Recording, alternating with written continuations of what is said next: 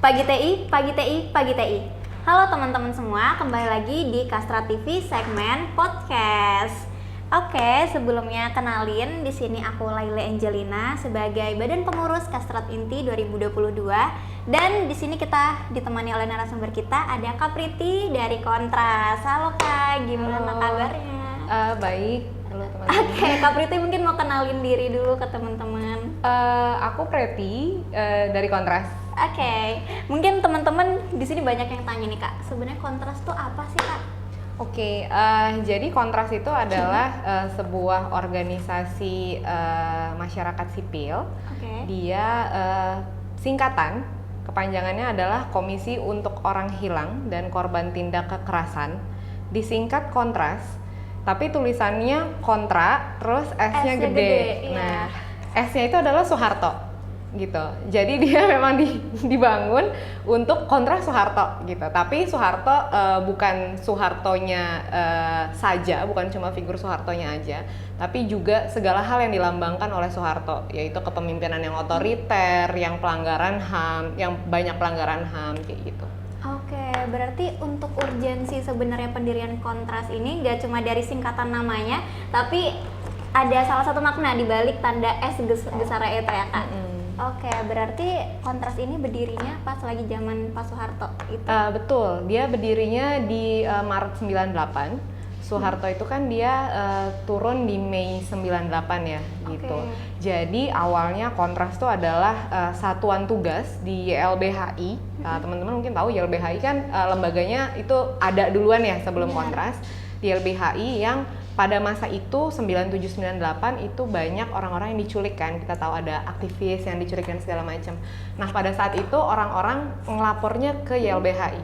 Kemudian karena banyak laporan tentang orang hilang yang diterima oleh YLBHI, akhirnya YLBHI bikin satgas khusus sendiri. Saat itu isi satgasnya adalah Munir dan teman-temannya gitu untuk nanganin kasus orang hilang itu gitu. Terus kemudian seiring dengan waktu makin banyak pelaporan, terus makin banyak yang harus dilakukan juga. Akhirnya saat itu ada salah satu keluarga korban, ibu dari aktivis yang diculik itu, dia bilang bahwa kayaknya Kontras ini kayaknya harus jadi lembaga sendiri deh gitu.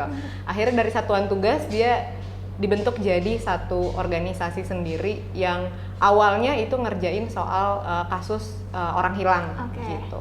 Tapi terus kemudian seiring dengan waktu berkembang dan menerima makin banyak pengaduan lagi, jadi akhirnya kita sekarang nanganin kasus selain orang hilang yang udah terjadi, itu ada penyiksaan atau soal kesewenangan aparat, terus juga unfair trial gitu-gitu, peradilan tidak adil gitu, unfair trial dan lain-lain. Oke, berarti awalnya tadi dari kasus-kasus pelanggaran HAM, kemudian dari penyelesaian kasus orang hilang itu juga masuk ke ranah kekerasan seksual juga diselesaikan oleh Kontras. Kekerasan seksual Kontras enggak ngurusin. Jadi kita emang kalau misalnya ada pelaporan yang datang ke sini terkait dengan kekerasan seksual, biasanya kita merujuk mereka ke lembaga lain yang memang fokus untuk kekerasan seksual gitu. Misalnya ada LBH Apik kayak gitu. Kita rujuk ke yang lebih profesional soal itu. Oke, siap Kak. Itu overview dikit soal Kontras dan latar belakangnya tadi ya Kak. Nah, di podcast kali ini kita bakal ngangkat hal yang udah hangat juga dibahas di bulan ini, yaitu September dan Hitam, September Hitam. Nah, sebenarnya mungkin buat ngulik lebih lanjut lagi kita bisa tanya ke Kak Priti, apa sih sebenarnya Kak September Hitam dan kenapa September itu identik dengan hitam gitu? Jadi sebenarnya dalam satu tahun itu ada 2 bulan yang sebenarnya kelabu, yaitu Mei sama September. Kenapa kayak gitu? Karena di dalam 2 bulan itu terdapat banyak kasus-kasus pelanggaran HAM kejadian di situ gitu. Di Mei ada banyak, begitu juga ada di September gitu. Jadi kemudian Mei biasanya disebut Mei berkabung, September itu disebut September Hitam gitu. Kebalikan dari September ceria. Karena ada banyak banget kasus di situ gitu. Dari awal aja dari 7 September tuh ada pembunuhan Munir ya kan. Terus ada Tanjung Priuk tanggal 12 September, terus ada Semanggi 2, terus ada 65, terus ada mungkin juga sekitar tahun 2000, aku lupa 2019, 2020 itu juga ada pendeta Yeremia Zanambani yang di Papua, itu juga kejadiannya di September. Terus juga ada aksi reformasi di korupsi yang waktu itu chaos, berakhir itu juga bulan September gitu. Jadi ada banyak banget kasus yang kejadian di bulan September. Oke, berhubung tadi Kak Priti udah sebutin beberapa kasus, mungkin kita mulai dari lini masa kasus yang terlama nih Kak. Ada tragedi 65. Seperti yang kita tahu, 65 kan identik dengan penumpasan PKI di tahun 65 hingga 66 yang pastinya banyak menggugurkan korban hingga lebih dari 2 juta jiwa. Nah, nggak cuma korban, tapi ternyata keluarga korban itu juga mengalami dampaknya Kak. Ada dari diskriminasi atas tuduhan sebagai PKI. Nah, bahkan dari yang aku dengar juga, ini salah satu guru aku dulu sempat bilang, mereka tuh ngerasain pas zaman-zaman 80 untuk mereka mendaftar jadi PNS, itu mereka harus diulik dulu Kak, kayak tetangganya siapa, latar belakangnya siapa, apakah dia pernah menjadi salah satu bagian dari PKI dulu, karena benar-benar diskriminasi atau dampaknya untuk keturunannya sehebat itu. Nah, kira-kira apakah hal itu diskriminasi terhadap korban, maksudnya korban yang berhubungan langsung dengan PKI itu masih dirasakan sampai sekarang nggak ya Kak? Mungkin secara peraturan, maksudnya kalau kita balik lagi, zaman dulu kan mereka di dalam KTP-nya itu ada tanda khusus gitu kan, ada ET di dalam KTP-nya Ekstapol. Ada juga di mana kejadian misalnya mereka nggak bisa dapat KTP seumur hidup, atau mereka nggak bisa daftar ke suatu instansi pemerintah gitu. Dulu kejadian seperti itu. Nah, mungkin sekarang sudah tidak ada lagi yang terlihat gitu ya. Tapi mungkin maksudnya aku nggak bisa memastikan bahwa 100% hal itu udah nggak ada. Yang sepemantauanku sih, yang korban yang aku ketemu itu udah nggak ada. Tapi nggak menutup kemungkinan kalau misalnya di daerah-daerah terpencil hal itu masih ada. Karena jangankan daerah terpencil, di Jakarta aja itu di sekitar, kita udah reformasi, udah tahun 2006-an. Jadi udah reformasi kita, itu ada seorang korban 65, namanya Bu Nani, dia tinggal di daerah Jakarta Utara tadinya. Dan di tahun 2006 dia masih belum bisa dapat KTP seumur hidup gitu. Dan akhirnya kemudian ya kita akhirnya harus ngajuin gugatan ke pengadilan supaya dia bisa dapat KTP seumur hidup akhirnya. Jadi itu aja, itu baru satu kasus Bu Nani yang kita dia tahu ada lembaga-lembaga di Jakarta, terus kemudian dia ngadu, jadi kita bisa ngajuin gugatan itu ke pengadilan. Kita nggak tahu kalau seandainya itu ada di daerah-daerah lain gitu yang kemudian korbannya nggak tahu dia harus kemana, sehingga dia masih dapat diskriminasi seperti itu gitu. Nah, itu sih yang sejauh ini kelihatan. Tapi bukan berarti bahwa kemudian ketika mereka udah nggak dapet diskriminasi lagi secara terlihat, itu berarti udah aman-aman aja nih, udah baik-baik aja, kasusnya udah selesai dan di masa lalu kayak gitu. Karena aslinya belum ada penyelesaian untuk kasus itu sampai dengan sekarang gitu. Kayak kita tadi, kamu tadi udah ngomongin soal nama baik mereka. Benar. Gitu. Ada banyak banget, ribuan mungkin jutaan pada kasus itu orang-orang yang kemudian ditangkap, terus mereka ditahan di penjara selama bertahun-tahun, tapi sebenarnya mereka nggak pernah ngelewatin proses peradilan, nggak pernah diadilin tapi ditahan gitu. Terus setelah kemudian ditahan, udah kemudian mereka dibebaskan, tapi nggak pernah juga dibuka bahwa sebenarnya kamu bersalah atau enggak gitu, karena pengadilannya nggak ada. Jadi ada banyak banget korban yang udah sampai sekarang mungkin udah sepuh-sepuh gitu ya, kalau misalnya teman-teman lihat dia udah sepuh-sepuh, tapi mereka belum pernah direhabilitasi nama baiknya. Belum pernah negara misalnya bilang bahwa ada satu namanya, kita suka nyebutnya Aki Pendi. Aki Pendi ini suka nongkrong di Kontras gitu. Belum pernah ada misalnya pernyataan kayak Aki Pendi nggak terlibat kasus G30 SPKI dan dia ditahan tanpa peradilan gitu. Jadi nama baik yang seperti itu belum pernah dipulihkan buat seluruh korban tragedi 65. Oke. Mungkin follow up question tuh Kak, dari tadi ada aturan mengenai salah satu tanda berbeda ya di KTP korban yang dianggap terlibat dalam kasus PKI, itu apakah memang aturan tertulis atau perintah langsung dari pemerintah, atau hanya hal-hal yang ada di masyarakat dan terus dilaksanakan gitu ya Kak? Kalau yang tanda di KTP itu peraturan langsung dari pemerintah. Gitu. Yang KTP-nya enggak, yang kemudian tadi aku ceritain KTP-nya enggak bisa menjadi KTP seumur hidup meskipun dia udah lansia gitu. Itu adalah praktek yang masih ada di pola pikirnya pemerintah, karena memang keputusan dari pemerintah pusatnya nggak pernah meng-clearkan soal itu gitu. Jadi kemudian mereka masih punya pola pikir bahwa oh kalau misalnya kamu bekas tahanan politik 65 berarti kamu nggak bisa nih dapat seumur hidup gitu. Atau kamu masih harus ngelapor, wajib lapor nih gitu.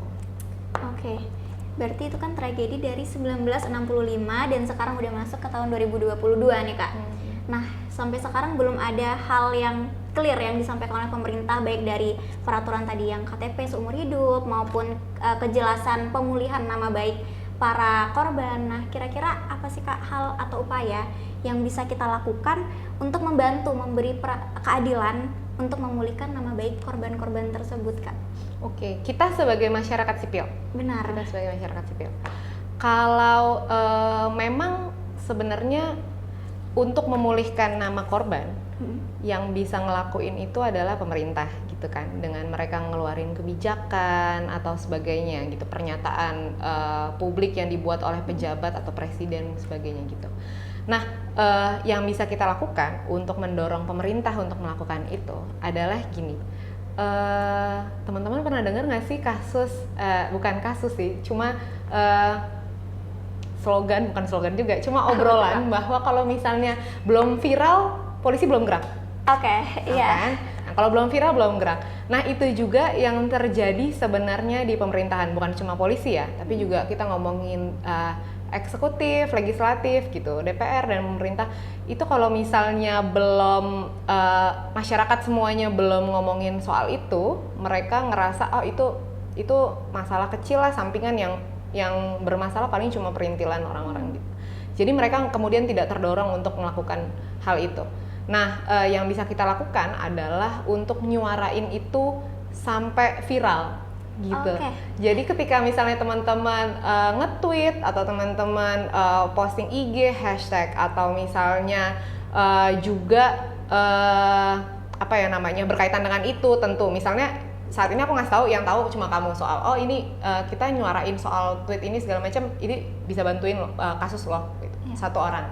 Tapi ngebuat ini buat jadi pemahaman bersama, itu juga perlu ada misalnya diskusi publik yang rutin, teman-teman saling ngobrolin ini di warung kopi dan sebagainya, sehingga kemudian makin banyak orang yang paham soal kasusnya dan segala macam gitu.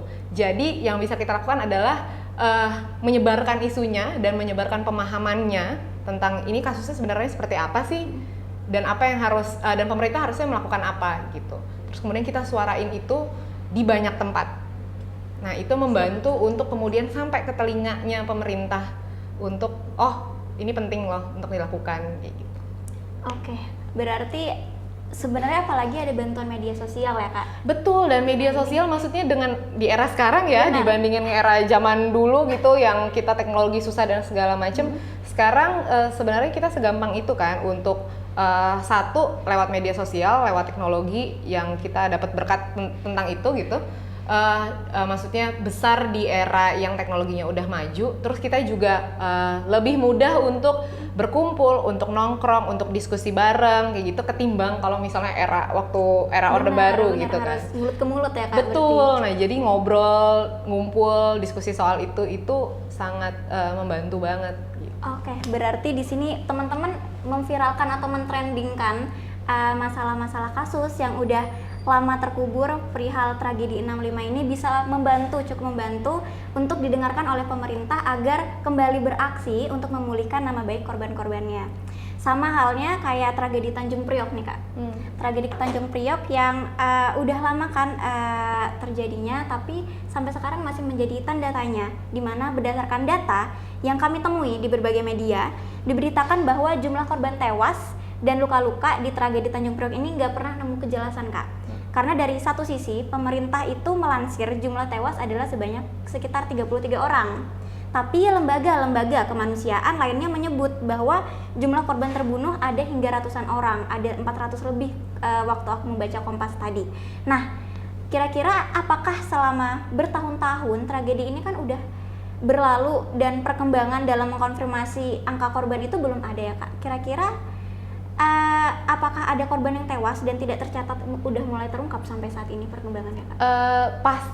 Pastinya ada korban yang tewas dan kemudian tidak dicatat sama lembaga pemerintah gitu ya, karena betul memang yang dilansir sama pemerintah itu angkanya kecil.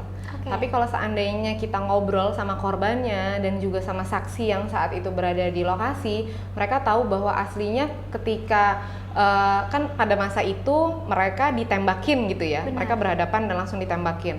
Dan kemudian saat itu mayatnya tuh bahkan saking banyaknya harus dimasukin ke dalam macam truk besar gitu. Dan kemudian jalanan itu penuh warnanya merah karena penuh dengan darah. Dan kemudian menjelang pagi terus kemudian mobil damkar itu pakai semprotannya ngebersihin jalanan itu sehingga pagi-pagi udah tidak terlihat lagi tuh darah dan sebagainya. Jadi aslinya ada banyak yang ratusan yang kemudian mati dan kemudian nggak dikasih tahu juga sama keluarganya. Jadi keluarga nggak tahu juga nih orang mati atau kemana ya, pokoknya nggak pernah pulang lagi aja kayak gitu.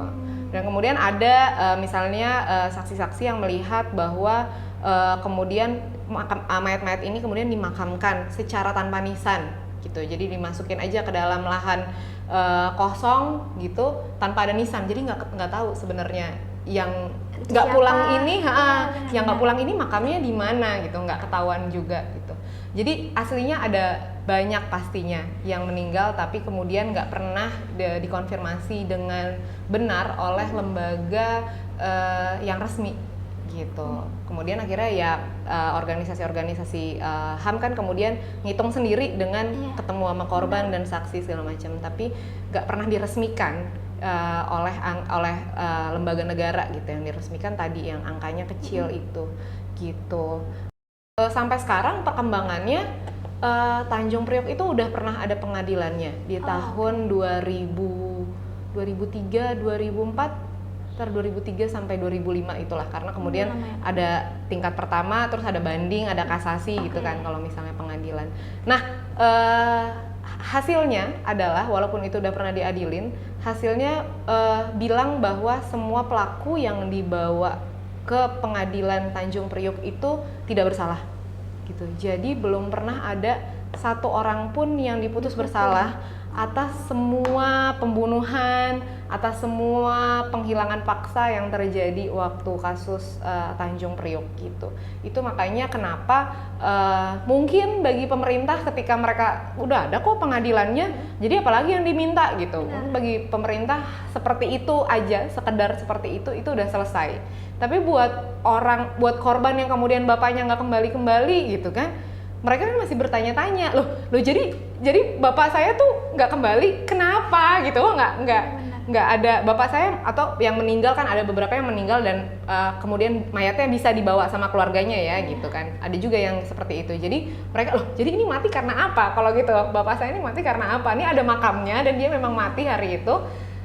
Tapi nggak ada yang diputus bersalah. Pemerintah nggak buka sebenarnya apa yang terjadi pada saat itu kayak gitu.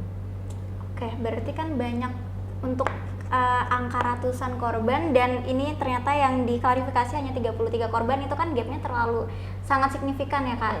Nah, menurut Kak Priti, kira-kira apakah hal itu ditujukan agar ya pemerintah tetap mendapat nama baik, padahal kan kita tahu ya di balik hal itu bahwa banyak masyarakat yang dibunuh secara paksa dan dikuburkan dengan tidak layak gitu. Lalu apakah hal ini cuma untuk menutupi kasus tersebut atau ada motif lain gitu Kak kira-kira? Pemerintah hanya untuk sekedar pemerintah membuat suatu pengadilan hanya untuk menjaga nama baiknya dia, itu bukan hal yang spesial.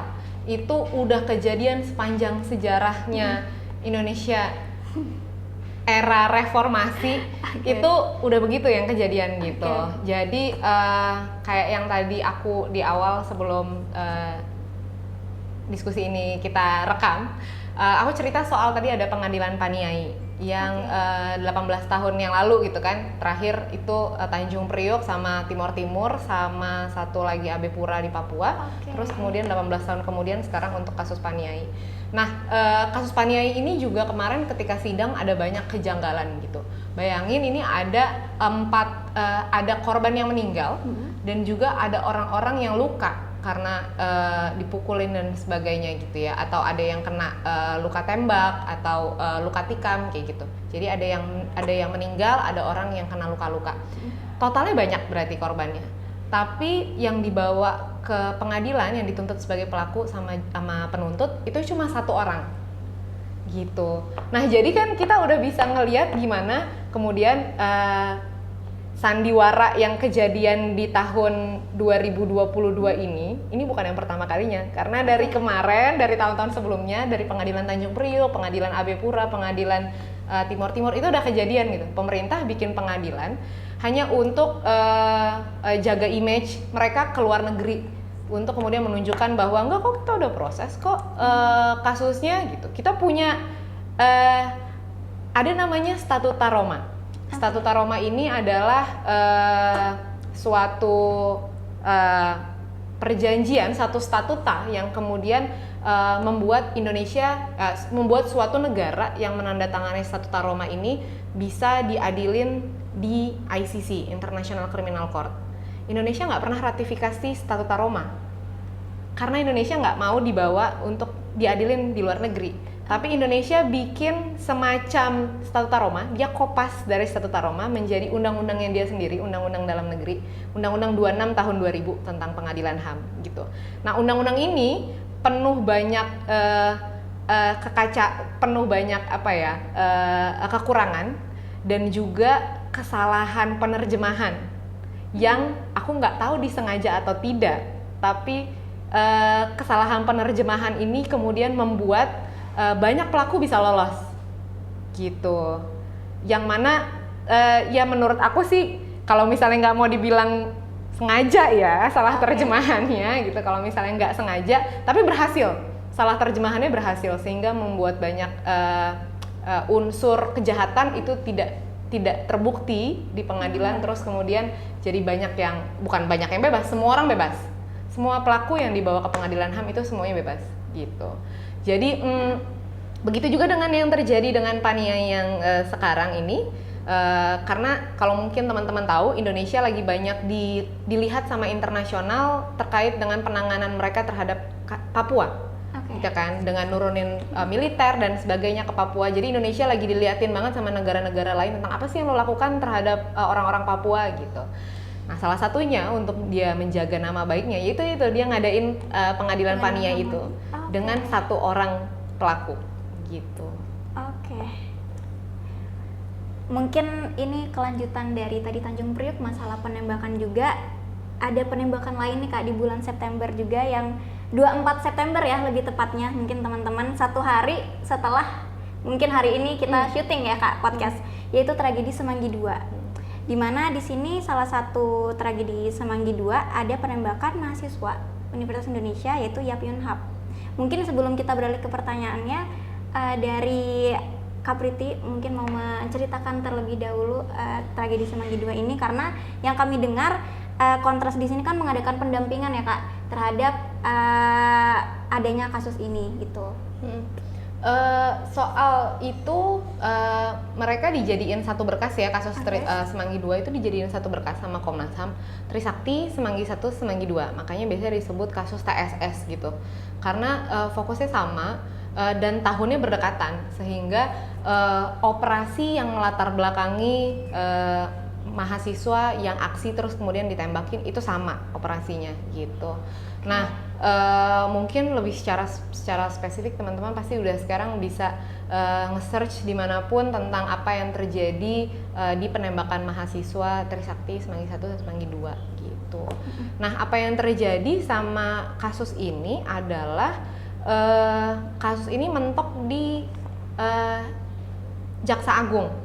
Jadi Komnas HAM itu sudah, jadi kalau misalnya pengadilan HAM itu alurnya Komnas HAM, terus Komnas HAM ngasih kasusnya ke Jaksa Agung, nanti Jaksa Agung ngasih kasusnya ke DPR, gitu. Dari DPR ke Presiden, Presiden baru nanti pengadilan, gitu. Itu untuk kasus yang terjadi di bawah tahun 2000, mau nggak mau berdasarkan Undang-Undang 26 2000 yang tadi aku cerita aneh itu, harus kayak gitu. Jadi harus ke DPR dan ke Presiden baru bisa ke pengadilan. Nah, si kasus TSS ini dia udah selesai penyelidikannya di Komnas HAM. Komnas HAM sudah bilang bahwa ada pelanggaran HAM nih, ada dugaan pelanggaran HAM berat di dalam kasus termasuk Semanggi II gitu. Dalam kasus Semanggi II. Kemudian dia nyerahin ke Jaksa Agung. Tapi sama Jaksa Agung kasusnya nggak diproses gitu. Alasannya macam-macam. Alasannya ada yang karena misalnya buktinya nggak lengkap. Satu, kasusnya udah terlalu lama, buktinya nggak lengkap gitu.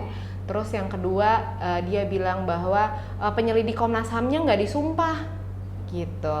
Terus yang ketiga, dia bilang bahwa jadi lucunya yang ketiga adalah si Jaksa Agung bilang bahwa sudah ada hasil putusan DPR yang menyatakan bahwa kasus TSS itu bukan pelanggaran HAM berat gitu. Nah, tadi kan aku udah bilang ya alurnya Komnas HAM, Jaksa Agung baru DPR gitu. Nah, si Jaksa Agung dia menyebutkan bahwa putusan DPR yang dibuat itu tuh berlaku untuk kasus TSS gitu. Yang mana jadi gini, putusan DPR itu keluar di tahun 2001, bahkan sebelum Komnas HAM melakukan penyelidikan. Jadi gimana sekarang tadi alur yang udah aku ceritain kayak gitu, ini kasus bahkan belum masuk Komnas HAM, si DPR udah mutus bilang bahwa ini bukan pelanggaran HAM berat, terus kemudian Jaksa Agung lebih pilih pernyataan DPR ketimbang penyelidikannya Komnas HAM gitu. Yang mana kita tahu DPR kan nggak mungkin DPR turun ke lapangan terus nanyain saksi, ngumpulin visum dan sebagainya, kan nggak mungkin kan. DPR kan lembaga politik. Jadi dia menentukan itu pelanggaran HAM berat atau enggak kan berdasarkan apa? Voting. Kan lucu, ada orang dibunuh, terus kemudian kita voting yuk. Bener nggak dia dibunuh? Yuk, siapa yang menurut kalian dia dibunuh? Asumsi gitu. Ya, kan, Terus habis itu aku lupa kalau aku nggak salah ada 9 fraksi saat itu. Kemudian yang voting bilang bahwa itu bukan pelanggaran HAM berat, itu lebih banyak daripada yang bilang bahwa itu pelanggaran HAM berat.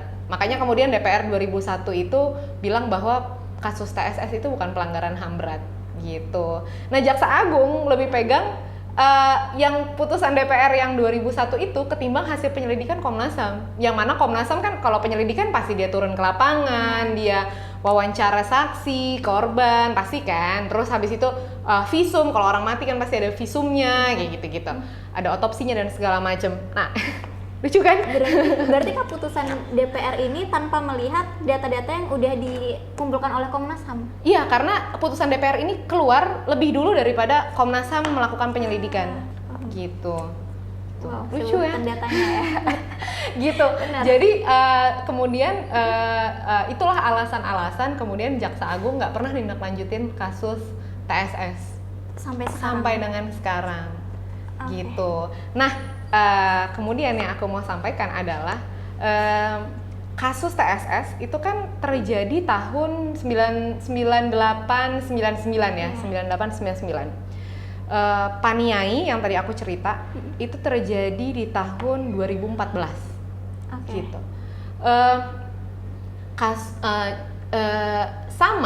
Ketika waktu Paniai ini diajukan oleh Komnas HAM ke Jaksa Agung, permasalahannya sama. Ketika Jaksa Agung selama berapa tahun, selang 8 tahun itu berarti nggak tindak lanjutin gitu ya.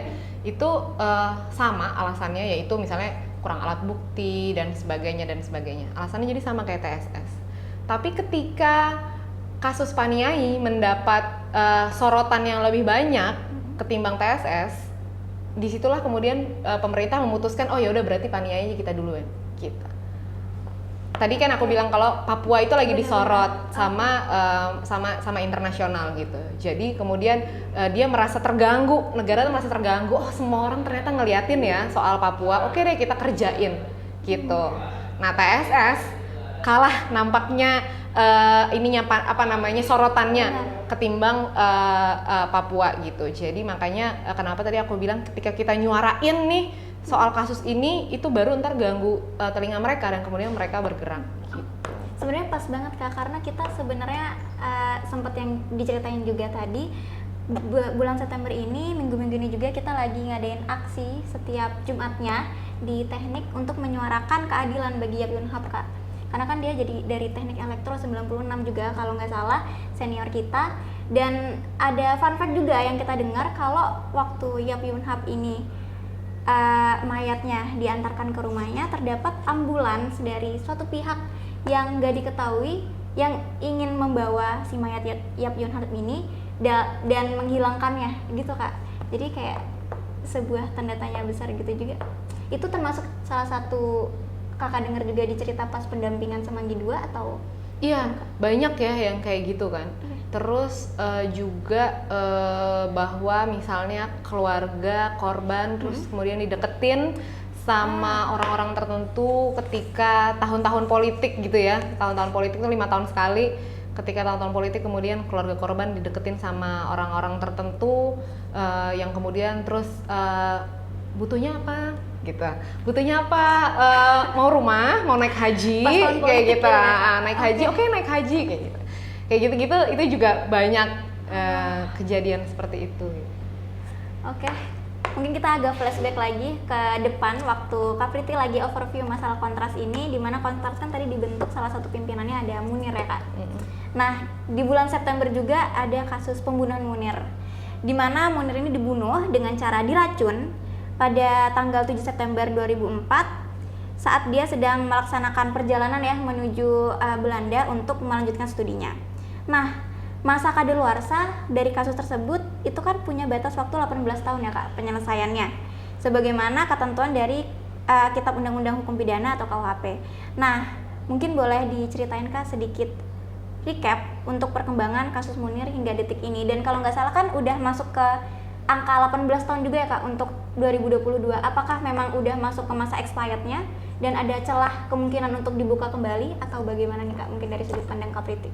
Oke, jadi kasus Munir itu dia sebagai, kalau dilihat sebagai pembunuhan biasa dia udah expired memang 18 tahun. Udah tahun ini expired gitu. Tapi kemudian yang kita lakukan adalah kita mencoba untuk kita mengadvokasi agar kasus ini dianggap sebagai pelanggaran HAM berat gitu. Ketika kasus ini dianggap sebagai pelanggaran HAM yang berat, dia nggak punya masa kadaluarsa gitu. Jadi kerjaannya siapa menentukan kasus Munir itu pelanggaran HAM yang berat atau bukan, itu adalah Komnas HAM gitu. Jadi kemudian yang kita lakukan sekarang adalah kita ngajuin itu ke Komnas HAM supaya Komnas HAM menyelidiki lebih jauh kasus Munir, dan kemudian Komnas HAM akhirnya saat ini mereka sudah sedang membuat sebuah tim yang bertujuan untuk menyelidiki apakah kasus Munir ini pelanggaran HAM berat atau bukan. Kalau kasus Munir ditetapkan sebagai pelanggaran HAM berat, maka dia menjadi nggak ada daluarsanya, sampai kapanpun dia masih bisa dituntut gitu ke pengadilan. Dan yang lebih lucu lagi, dan mungkin teman-teman harus tahu adalah Munir itu ketika kejadian saat itu Presiden membuat tim pencari fakta. Disebutnya TPF Munir gitu. Nah, si TPF ini sudah bekerja dan kemudian dia sudah membuat sebuah hasil laporan akhirnya gitu ya. Nah, tapi laporan akhirnya ini diserahkan kepada Presiden saat itu, yaitu SBY, untuk kemudian Presiden saat itu mempublikasi ke masyarakat tentang isinya apa sih kayak gitu, dan siapa saja sih yang menjadi otak dari pembunuhan Munir ini gitu kan. Nah, si TPF ini sudah bekerja, udah dikasih ke SBY, sampai SBY turun nggak pernah dibuka nih isi TPF-nya apa gitu. Terus kemudian masyarakat sipil dan terutama Munir tuh punya istri namanya Mbak Suciwati. bersama juga dengan Mbak Suci itu pengen tahu dokumen TPF-nya ini kemana sih, kok nggak pernah dibuka dong gitu. Terus kemudian ketika kita ngajuin ke Sekretariat Negara bilang bahwa dokumen TPF-nya hilang. Lucu kan? Yang mana maksudnya kalau itu kita gitu ya nyimpen barang di kosan kita terus hilang, ya oke lah kita lupa apa segala macam gitu kan. Ini lembaga negara yang memang tugasnya adalah soal arsip gitu kan, sekretariat gitu. Tapi terus kemudian arsipnya bisa hilang. Nah itu yang ya lucu sih. Teman-teman merasa itu lucu nggak? Berarti TPF sendiri tuh hanya khusus untuk mengurus kasusnya Munir aja kakak? Iya, dia dibentuk khusus buat kasus Munir. Setelah itu kemudian TPF-nya udah selesai bubar. Dia tim. Oke, sip kak. Berarti mungkin sedikit beralih ke tadi akan nyambung sama yang tragedi Semanggi 2, dimana sempat Kak Priti ceritain juga kalau si jaksanya tadi waktu di tahap jaksa itu sempat dinyatakan bahwa kasus TSS itu bukan kasus pelanggaran HAM berat. Namun tadi sempat disebutkan juga kalau nama pelanggaran HAM berat itu ditentukan oleh dari Komnas HAM sendiri. Jadi kalau gitu apakah jaksa tetap mempunyai hak untuk menyatakan bahwa itu kasus pelanggaran HAM berat, dan kan jaksa melabeli itu bukan kasus pelanggaran HAM berat, tapi sudah dikatakan sendiri oleh Komnas HAM bahwa itu kasus pelanggaran HAM berat. Sebenarnya pertentangan seperti itu apakah bisa terjadi atau? Ini yang lucu. Jadi bukan ini doang yang lucu ada banyak dari tadi semuanya lucu. Cuma maksudku ketika Komnas HAM bilang itu ada dugaan pelanggaran HAM berat, dia kasih ke Kejaksaan Agung, berarti kan jaksa harusnya dia melakukan penyidikan dulu dong untuk tahu bahwa oh bener ini ada pelanggaran HAM berat atau enggak gitu, bener nggak nih laporannya Komnas HAM gitu. Tapi kemudian ya itu salah satu yang lucu adalah Jaksa Agung bilang bahwa nggak ada pelanggaran HAM berat tanpa melakukan penyidikan. Jadi cuma nge-copy pernyataannya DPR, yang mana DPR juga nggak melakukan penyidikan, voting tadi gitu. Jadi berdasarkan voting itu yang dia pegang kekeh banget gitu, bahwa ini bukan pelanggaran HAM berat nih gitu. Gitu. Berarti kalau balik lagi ke kasus TSS yang dinyatakan bukan pelanggaran HAM berat, berarti dia juga punya masa kadaluarsa untuk dituntut Kak? Nah, kalau TSS itu nggak ada. Karena dia oleh Komnas HAM itu sudah dinyatakan dia dugaan pelanggaran HAM berat. Jadi dia sampai kapanpun dia masih bisa dituntut. Berarti untuk kasus pembunuhan Munir sampai sekarang perkembangannya lagi diproses untuk diajukan. Betul, sama Komnas HAM lagi diproses untuk menentukan apakah ini pelanggaran HAM berat atau bukan gitu. Kalau TSS udah dinyatakan pelanggaran HAM berat. Mungkin kita lanjut ke kasus selanjutnya Kak, yaitu wafatnya Salim Kancil yang sebenarnya nggak terlalu lama. Kalau tadi kan sekitar 1900-an, 2000-an, kalau sekarang di 2014-an ya Kak kalau nggak salah. Kayaknya sekitar situ deh. Pembunuhan Munir ya. Maaf, Salim Kancil. 2014 apa 2016 ya? Apa sidangnya yang 2016 ya? Aku ketukar. Jadi Salim Kancil ini kan seorang petani dan juga aktivis juga yang waktu itu lagi menentang atau berada di sisi kontra akan adanya tambang ya Kak di desanya. Nah, kira-kira dari Kak Priti sendiri, apa sih sebenarnya penyebab seorang petani kecil dan juga aktivis lingkungan hidup yang dikenal dengan nama Salim Kancil ini dibunuh secara keji? Jadi tadi betul yang kamu bilang bahwa ini berkaitan dengan adanya tambang ilegal di daerah situ gitu kan. Dan tambang ilegal itu merusak lingkungan jadinya, dan misalnya membuat irigasi kemudian jadi kering padahal di sana itu mayoritas bertani dan sebagainya gitu. Nah, ketika dia vokal menyuarakan itu, menolak itu, terus kemudian dia kena dianiaya hingga mati gitu ya, dibunuh, kemudian dia meninggal.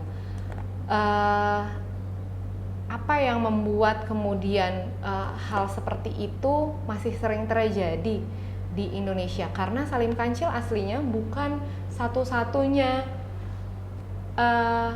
pembela HAM. Aku akan mengkategorikan dia sebagai pembela HAM gitu. Terlepas dari sebenarnya gini, pembela HAM itu kan bukan cuma karena kita bergabung di suatu organisasi misalnya, bukan karena kita misalnya kerja di Kontras maka kita disebut pembela HAM, atau karena suatu profesi tertentu, karena aku pengacara maka aku pembela HAM, enggak. Tapi dimanapun kamu kerja, apapun profesi kamu, kalau kamu menyuarakan penegakan HAM secara damai, baik untuk hak diri kamu sendiri maupun hak-hak orang lain, itu kamu adalah pembela HAM gitu. Jadi mau profesinya mahasiswa, jurnalis, guru, nelayan, atau dalam kasusnya Salim Kancil petani gitu ya, dia tuh pembela HAM. Nah, Salim Kancil bukan satu-satunya pembela HAM yang kemudian dibunuh karena dia menyuarakan hak-hak dia dan hak-hak orang lain, tapi itu udah balik lagi, itu udah mundur dari kasus Munir. Munir kan pembela HAM. Kemudian dia dibunuh, tapi pengadilannya cuma sebatas itu aja gitu kan, berkasnya hilang lagi dan segala macam. Nah kemudian dengan contoh buruk yang seperti itu di masa lalu, bahwa oh kalau misalnya kamu jadi pembela HAM, kamu bisa dibunuh tanpa ada proses hukum yang layak. Kayak gitu, dengan contoh buruk seperti itu, kemudian kejadianlah kasus-kasus lain di mana pembela HAM bisa dibunuh dan pelakunya itu bisa enggak sepenuhnya diselidikin gitu. Kayak kasus Salim Kancil kan kemudian memang ada beberapa orang yang dihukum, tapi itu enggak secara menyeluruh gitu. Ada orang-orang yang menadah, itu kan tambang pasir ilegal gitu ya, pasirnya dijual kan pasti, ada penadahnya dong, orang-orang yang mengambil pasir, yang membeli pasir dari tambang ilegal itu. Penadahnya siapa? Itu nggak diusut gitu semua. Gitu juga dengan kasus Munir, yang misalnya yang dipidana terus kemudian adalah pelaku lapangannya. Tapi siapa yang bisa, misalnya pelaku lapangannya kan saat itu adalah pilot ya. Siapa orang yang kemudian bisa mengubah-ubah jadwal pilot? Berarti ada orang yang lebih tinggi lagi dong. Nah itu yang belum keungkap, otaknya kayak gitu. Begitu juga dengan Salim Kancil, nggak diselidikin secara menyeluruh. Dan contoh buruk itu di mana bukan aktivis, pembela HAM itu nggak dapat perlindungan yang layak, itu yang masih kejadian sampai dengan sekarang gitu. Dan ini juga yang kemudian masih sembari diadvokasi sama teman-teman supaya pembela HAM, pembela lingkungan itu bisa dapat perlindungan yang layak gitu. Kayak mungkin teman-teman juga tahu soal kasus koordinator Kontras saat ini yang lagi dilaporin pencemaran nama baik. Teman-teman tahu nggak pencemaran nama baik? Belum dengar tuh. Oh, belum dengar. Kontras sekarang lagi koordinatornya Kontras, kita lagi berurusan sama kepolisian karena kita dilaporkan, bukan kita, dia sebagai koordinator Kontras, dia dilaporkan pencemaran nama baik gitu ketika dia menyuarakan soal lagi-lagi soal Papua gitu. Masih kasus yang tadi ya? Kasus yang lain, tapi di Papua juga terkait dengan kasus Papua. Jadi pembela HAM tuh di Indonesia masih banyak tantangannya gitu. Bisa dibunuh, terus nggak ada pengadilan yang layak, orang yang membunuh dan segala macam nggak dibawa ke pengadilan. Bisa dibunuh, bisa dilaporin pencemaran nama baik, bisa dihack. Dan kalau misalnya dihack, beberapa teman-teman pembela HAM ketika dihack, terus mereka ngelaporin ke polisian, terus kasusnya lama banget didiemin. Nggak ada perkembangan sampai sekarang. Sebenarnya gimana sih kasusnya? Jadi ya gitulah, perlindungan untuk pembela HAM di Indonesia masih sangat buruk. Tapi Kak Pada, kalau misalnya tadi kasus Salim Kancil yang udah sebenarnya bukan akhir-akhir ini sih, tetap lama, tapi kan udah beda era ya Kak sama kasus Munir. Tapi kayak stigma dan pelaksanaan adanya penghilangan nyawa secara sebenarnya bukan diam-diam ya, tapi kayak tidak ada tindakan hukum di dalamnya, itu masih menjadi suatu tren yang dinormalisasi berarti untuk saat ini. Iya, betul. Oke, berarti dari tadi bisa disimpulkan bahwa kematian Salim Kancil merupakan tanda rendahnya jaminan keamanan bagi para pembela kemanusiaan di negeri ini. Nah, kalau dari Kak Priti sendiri, apakah Kakak punya pesan untuk kami sebagai mahasiswa untuk berani dalam membela kemanusiaan nih Kak? Karena kan tadi pembela HAM, di sini banyak orang-orang yang takut untuk menjadi pembela HAM karena konsekuensi-konsekuensi yang udah disebutin tadi kan Kak? Mungkin pertama pertama sih aku mau quoting Munir. Di depan juga ada tulisannya. Munir bilang jangan takut kecuali pada ketakutan itu sendiri gitu. Karena kalau misalnya kita takut, kemudian akhirnya kita nggak ngelakuin apa-apa gitu kan. Nah, apa ya yang bisa membuat teman-teman berani? Mungkin aku coba dari mungkin gini.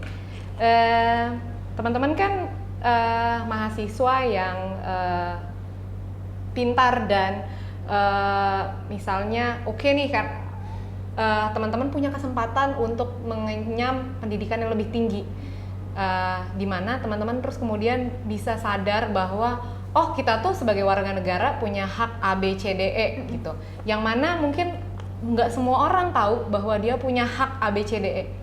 Dan ketika teman-teman memiliki privilege itu, pengetahuan yang lebih baik, dan juga kemampuan untuk misalnya public speaking yang lebih baik, privilege punya misalnya media sosial dan aktif di media sosial dan segala macam itu harus digunakan untuk menolong orang-orang yang nggak tahu bahwa mereka punya hak ABCDE itu loh, gitu. Karena kita punya privilege, sebenarnya harusnya jangan privilege, tapi kemudian di Indonesia gitu kan, nggak semua orang paham mereka punya hak ini gitu. Tapi teman-teman paham gitu. Dan aku berharap teman-teman menggunakan pengetahuan itu untuk kemudian membantu orang lain yang nggak paham. Itu salah satu ininya baktinya mahasiswa gitu kan, universitas gitu kan, kemudian menggunakan pengetahuan kita dan pengalaman kita untuk ngebantu masyarakat gitu kan. Oke, berarti yang pertama pastinya jangan takut terhadap ketakutan gitu sendiri ya Kak. Kemudian menyebarkan awareness perihal hak-hak apa yang kita miliki kepada teman-teman sekalian, baik itu lewat tadi memviralkan hal-hal ya, karena sekarang udah ada media sosial juga dan lain sebagainya, agar kita berani dalam membela kasus-kasus kemanusiaan lainnya. Oke, mungkin sampai di sini Kak podcast kita hari ini. Thank you banget Kak Priti sebagai narasumber kita dari Kontras yang udah ngasih info-info bahkan hal-hal lucu ya terkait kasus-kasus yang dan tindakan-tindakan pemerintah untuk menyelesaikannya pada pelanggaran-pelanggaran HAM di bulan September khususnya. Oke, terima kasih juga buat teman-teman sekalian yang udah nonton dan dengerin podcast kita dari tadi. Dan jangan lupa juga untuk nonton segmen Kastra TV lainnya setelah podcast ini. Saya Laila Angelina, izin undur diri. Terima kasih.